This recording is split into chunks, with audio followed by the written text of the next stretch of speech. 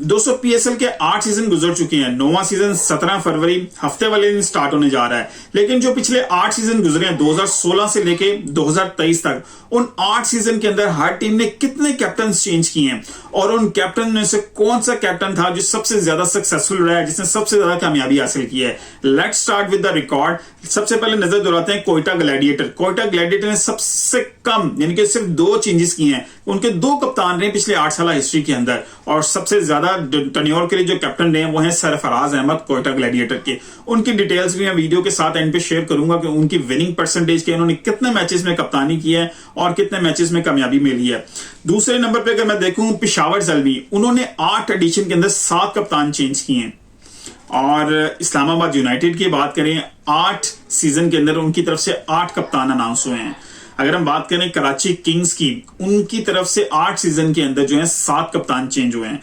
अगर हम बात करें मुल्तान सुल्तान की, उनकी तरफ से 3 कप्तान जो हैं वो आए हैं। लेकिन अगर मैं बात करूं लाहौर कलंदर्स की, तो 8 सीजन में उनकी तरफ से 9 कप्तान अनाउंस हुए हैं। उनके पहले 4-5 सीजन बहुत हेल थे उनके लिए, बहुत टफ था, बहुत मायूस कुन कारकर्दगी थी उनकी टीम की। उनके लिए बड़ा मुश्किल था सस्टेन करना इस कंडीशन के अंदर। लेकिन उन्होंने सस्टेन किया और अपनी प्रोग्रेस शो की।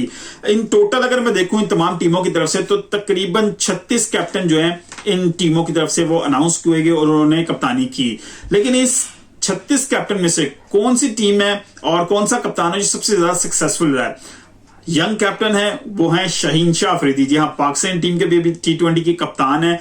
वो सबसे ज्यादा सक्सेसफुल कैप्टन है पीएसएल की हिस्ट्री के अंदर।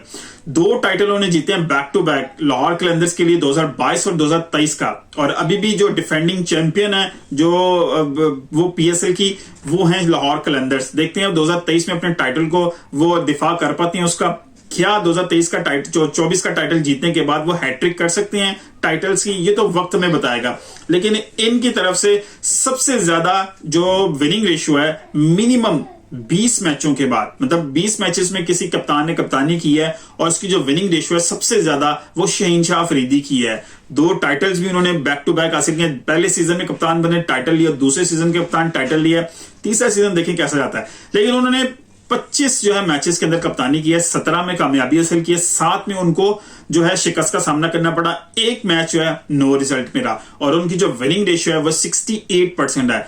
मिनिमम 20 मैचेस की कप्तानी में 68% रेशियो सबसे ज्यादा है पीएसएल की हिस्ट्री में, और 2 टाइटल भी उनके पास हैं। दोनों तरफ से वो है सक्सेसफुल कैप्टन है। लेकिन पाकिस्तान की कप्तानी जब उनको मिली तो उनपे बहुत ज्यादा तनकीद हुई। मैं भी उनमें शामिल हूं जिन्होंने उनपे बहुत तनकीद की, लेकिन उसकी रीजन सिर्फ एक है, क्योंकि वो आउट ऑफ फॉर्म है। अब देखना यह कि 2024 में वो आउट ऑफ फॉर्म स्टिल हैं और वो लाहौर कलंदर्स को जितवा पाते हैं, क्या वो परफॉर्मेंस दे पाएंगे, क्योंकि उनकी अपनी स्पीड का बड़ा इशू चल रहा है।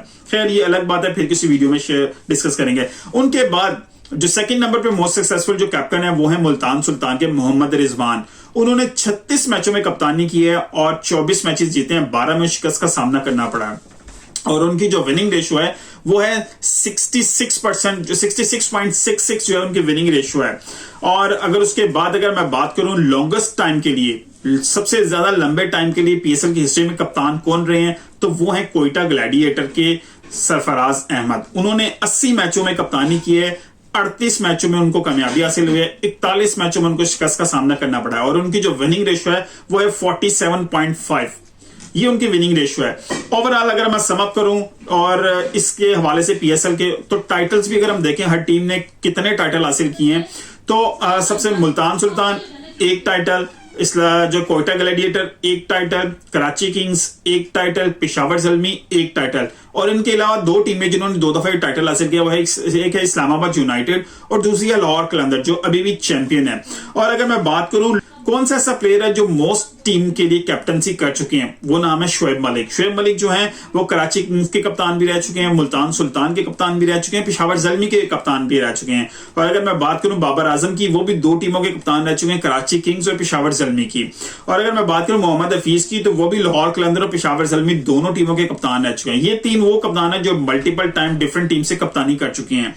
और अगर हम बात करें सबसे ज्यादा रन्स पीएसएल की हिस्ट्री के अंदर, सबसे ज्यादा रन्स किस बैट्समैन ने किए हैं, वो है आप सबके फेवरेट बाबर आजम। जी हां, उन्होंने 2935 रन स्कोर किए हैं पीएसएल की हिस्ट्री के अंदर सबसे ज्यादा वो टॉप स्कोरर हैं।